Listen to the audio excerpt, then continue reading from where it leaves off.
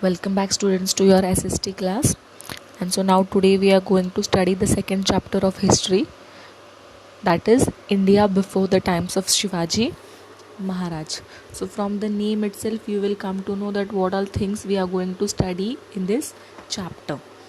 So इस chapter में हम देखने वाले हैं कि छत्रपति शिवाजी महाराज जो थे उनका रूल आने से पहले या फिर उनके जन्म से पहले इंडिया कैसा था, इंडिया में क्या क्या थे, क्या क्या चल रहा था. Okay, we shall learn about the various ruling powers in India before the times of Shivaji Maharaj in this lesson. Various ruling powers existed in India during that period. So Chhatrapati Shivaji Maharaj के जन्म के पहले इंडिया पे बहुत अलग अलग किस्म के लोग रूल कर रहे थे. Pal in the 8th century was a famous dynasty in Bengal in central India. The Gurjar Pratihar power spread up to Andhra, Kalinga, Vidarbha, West Kathiawad, Kannauj and Gujarat. सो पाल करके 18th सेंचुरी में शिवाजी महाराज के जन्म से पहले बहुत famous dynasty थी, कहाँ की, बंगाल की. और फिर सेंट्रल इंडिया में, मतलब जो सेंट्रल पार्ट आता है इंडिया का, मिडिल वाला पार्ट, सेंट्रल पार्ट, वहाँ पे गुर्जर प्रतिहार की पावर थी, उनका रूल था. कहाँ पे, आंध्र प्रदेश में, आंध्रा जिसको बोला है, कलिंगा, विदर्भा में. ओके, विदर्भा महाराष्ट्र का ईस्ट वाला पार्ट आता है थोड़ा सा. फिर वेस्ट काठियावाड़, कन्नौज और गुजरात में किसका राज था, गुर्जर प्रतिहार का.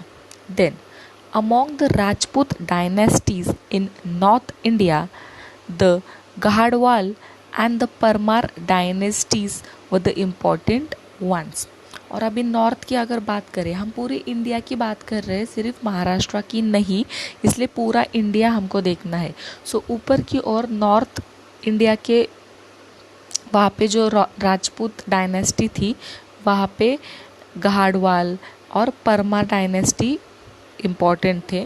सो ये सारे नाम्स है कुछ फेमस जो उस वक्त शिवाजी महाराज के पहले रूल कर चुके हैं.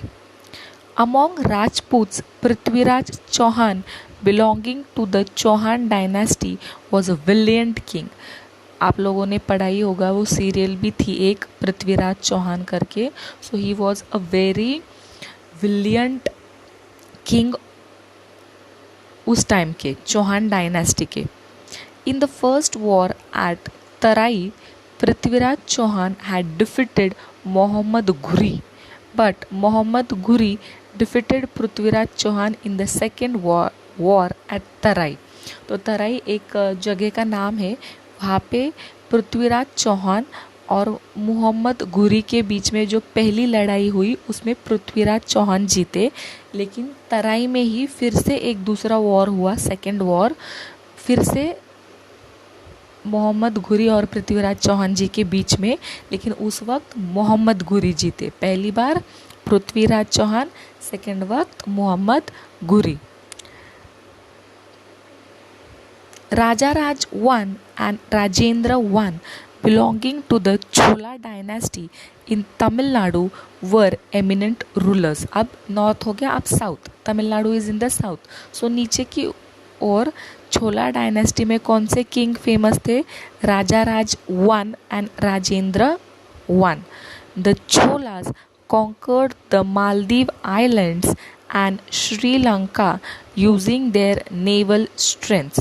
सो आपको पता होगा कि इंडिपेंडेंस के पहले, मतलब पहले श्रीलंका जो था वो इंडिया का ही एक पार्ट माना जाता था.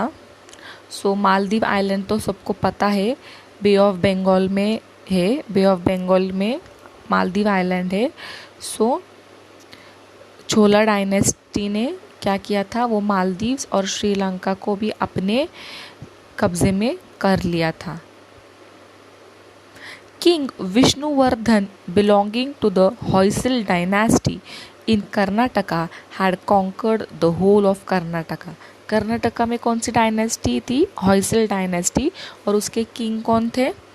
किंग विष्णुवर्धन। उन्होंने पूरा कर्नाटक अपने कब्जे में किया था। पूरा कर्नाटक उनके रूल के अंडर था। During the reason of Govind III of the Rashtrakuta dynasty in Maharashtra, the Rashtrakuta power spread from Kannauj up to Rameshwar. Later, Krishna III conquered the region up to Allahabad. और अब बारी आ रही है महाराष्ट्र की। सो महाराष्ट्र में Govind III करके king थे। कौन से डायनेस्टी से? उनकी डायनेस्टी कौन सी थी? राष्ट्रकूता, जो कि महाराष्ट्र में था। उस डायनेस्टी के गोविंद III थे। और गोविंद III के बाद कृष्णा III आए और कनौज से लेकर रामेश्वर तक फैली हुई थी राष्ट्रकूट डायनेस्टी। और फिर बाद में कृष्णा III ने इलाहाबाद भी कैप्चर कर लिया। 3 dynasties of the Silaharas emerged in western Maharashtra. और वेस्टर्न महाराष्ट्र में सिलाहर्स के 3 डायनेस्टी थे। One dynasty ruled over Thane and Raigad in North Konkan, the second in South Konkan, while the third dynasty ruled some parts of the present day Kolhapur, Satara, Sangli and Belgaum districts.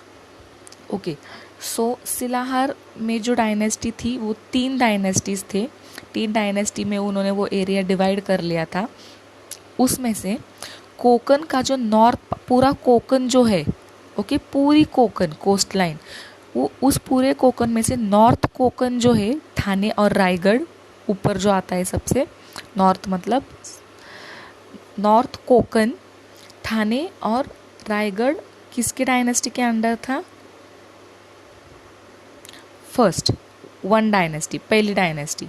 Okay, दूसरी dynasty के under south वाला part था, south Konkan था। और बीच का बचा हुआ कुछ कुछ हिस्से थर्ड डायनेस्टी के अंडर थे, जो आज प्रेजेंट का कोल्हापुर, सातारा, सांगली और बेलगम डिस्ट्रिक्ट्स है। Okay, the last prosperous powers before the period of Shivaji was that of the Yadavs. So Shivaji Maharaj के पहले सबसे प्रॉस्परस मतलब सबसे अच्छी और सबसे ज़्यादा पावरफुल यादव्स थे। The capital of Bhillama V of the Yadava dynasty was at Devagiri near Aurangabad. So कहाँ पे था वो? देवगिरी में, औरंगाबाद के पास। He extended his rule beyond the river Krishna. और उन्होंने कृष्णा नदी के आगे तक उनका रूल चलाया। द यादवा period is considered to be the golden period of Marathi language and literature. So ये जो यादवा पीरियड था वो सबसे खूबसूरत पल माना गया मराठी लैंग्वेज और लिटरेचर में, सबसे खूबसूरत पल, बहुत अच्छा समय था वो। It was in this period that the महाअनुभव पंथ and the Warkari movement emerged.